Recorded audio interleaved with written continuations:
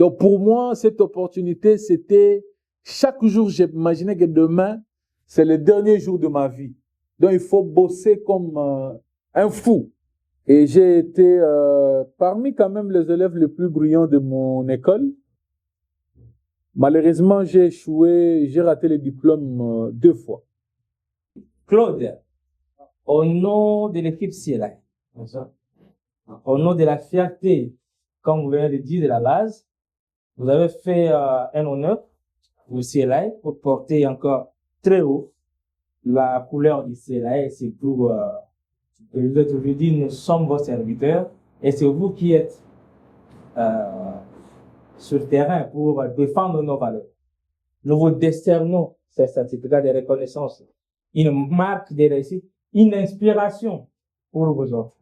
Alumni comme moi, tout protocole observé. Pour moi, c'est un honneur de prendre parole aujourd'hui. Un honneur parce que je me retrouve devant mes pères, amis, frères jeunes comme moi, qui s'identifient comme une masse critique de la jeunesse congolaise. Honneur parce que j'ai eu un parcours qui m'a façonné au travers Congo Leadership Initiative.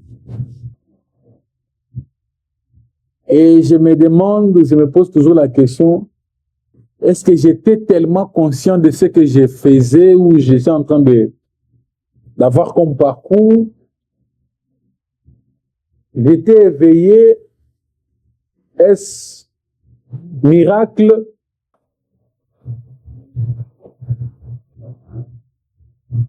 Mais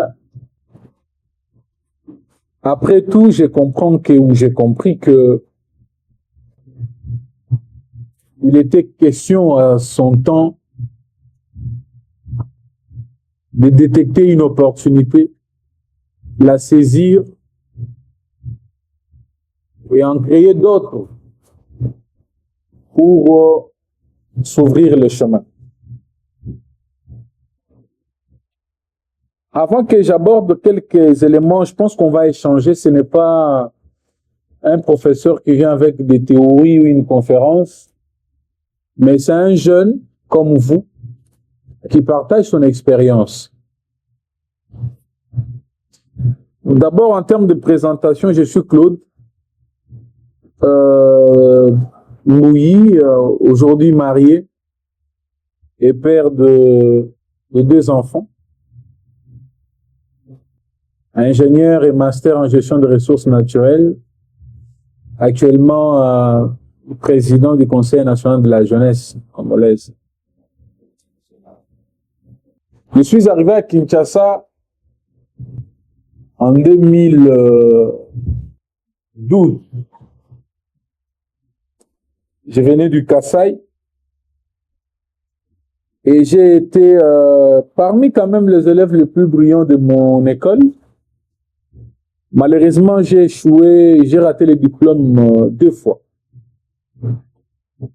Et j'étais prêt à me mettre la corde parce que à l'école, j'étais parmi les 3 élèves quand même qui se débrouillaient bien et qui aidaient les autres, dissertations, cours d'encadrement. Et les jours de résultats, je n'ai pas eu la chance d'avoir une satisfaction. Et à notre école, nous avions un groupe de filles qui s'est prostitué comme pas possible. Des filles brunes. Et moi, on me voyait comme humain, voilà. Et je vois que cette fille-là a fait 75%. Et bizarrement, nous étions dans le même quartier. À cette époque, il y a une chanson de Mike Kalamba, il y a Mal à l'aise. Bino Bando qui a famille, mal à l'aise. Nabao est à quartier A. Alors moi, comme on me voyait comme un garçon quand même qui se débrouillait bien,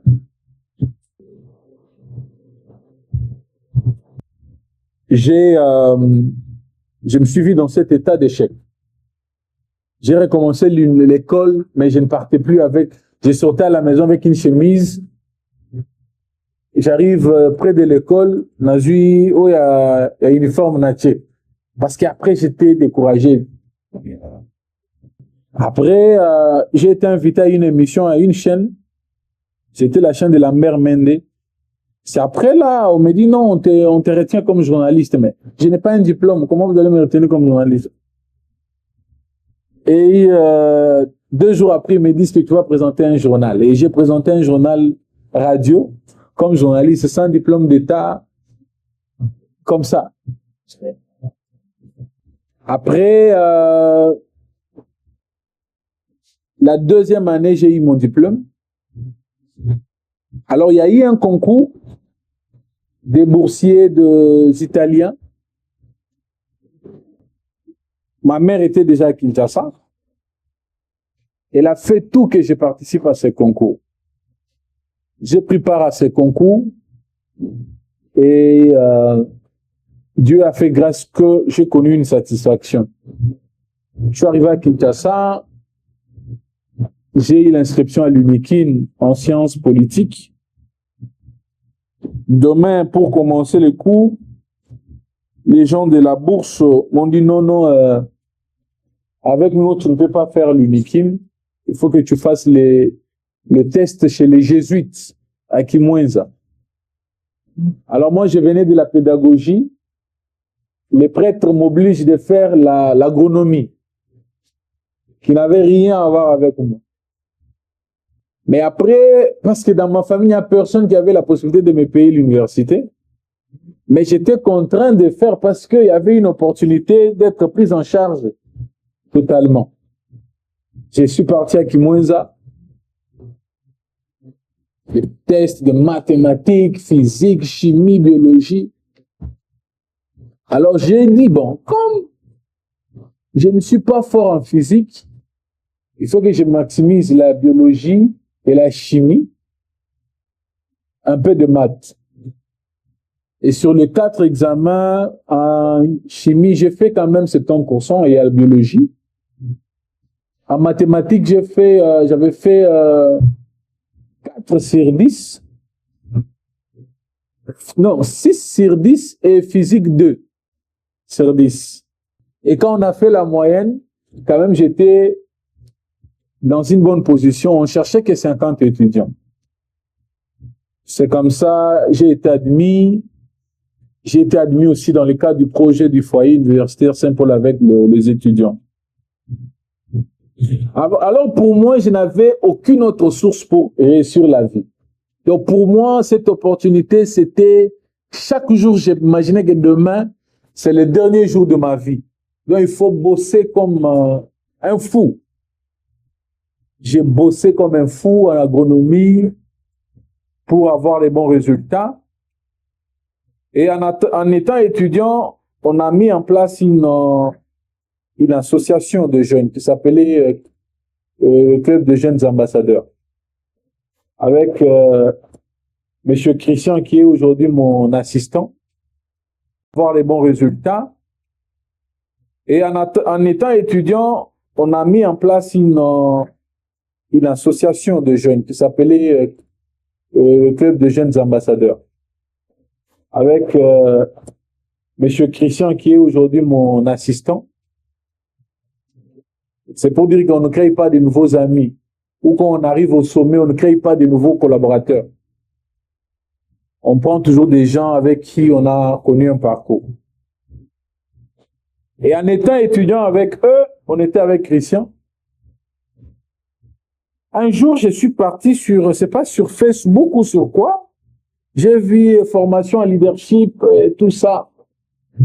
Congo Leadership Initiative, je pense. On est venu avec Stéphanie, avec un groupe de gens. Et mon ami qui est aujourd'hui, Jean-Baptiste, qui est aujourd'hui conseiller au ministère de l'Éducation. On est venu dans la salle.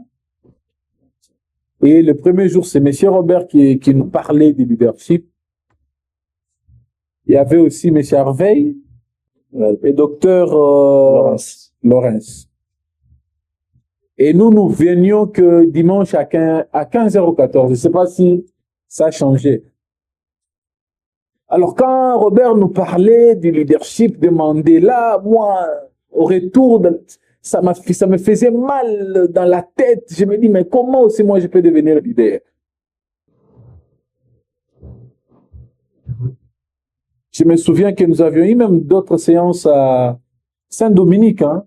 Une école Saint-Dominique, une université, je ne sais pas si l'université, après Saint-Joseph. Et je m'inspirais. En même temps, j'ai mis une association en place. En même temps, je venais à Silay. Et un jour, on était venu, on nous a parlé d'autres jeunes qui ont excellé. Alors moi, j'enviais M. Robert. C'est pas l'envie de... Hein, c'est pas comment je vais dire ça. Mais il était comme une source de motivation pour moi. Il partait aux États-Unis. Non, je ne serai pas là, je pars aux États-Unis. Alors moi, je dis, mais ce monsieur a fait comment pour... Il nous raconte des voyages, il part aux États-Unis, les Américains l'ont appelé, il est à Goma. Alors, il devenait une source de motivation pour moi. C'est comme ça, j'ai créé une association, je venais à Silay. C'est là, je veux que vous tirez une leçon de vie. On peut être tous dans cette salle venus pour un objectif donné, mais tout le monde doit avoir ses objectifs personnels. Parce que quand je parle, tout le monde m'écoute. Mais si tu n'as pas ton objectif personnel et tu trouves quelque chose comme motivation, après ici, on va tous sortir, tout le monde va partir chez lui. Et moi, je me disais, mais je suis à Kinshasa. Ma mère, je suis orphelin de père. Ma mère n'a pas de position. N'a pas d'opportunité, à bourse. Donc, si on a combiné, donc, pas si, je vais aller où? Dans ma famille, il n'y a personne qui a la capacité même de donner à quelqu'un $20. Et la formation gratuite. À ce moment-là, les formations sur Internet, c'était payé. J'ai commencé, il nous parlait des connexions, hein, les capacités d'un leader, c'est de se connecter, de s'ouvrir, de partager les visions, c'est le courage. Et j'ai montré à M. Robert, quand il est venu à mon bureau, je lui ai montré ce que j'ai fait. Comme il nous parlait trop des modèles de leadership de Mandela, il nous parlait du leadership du Nord, du Sud, de l'Est. Je ne sais pas si ça a bien changé. Ça vous donne toujours ça?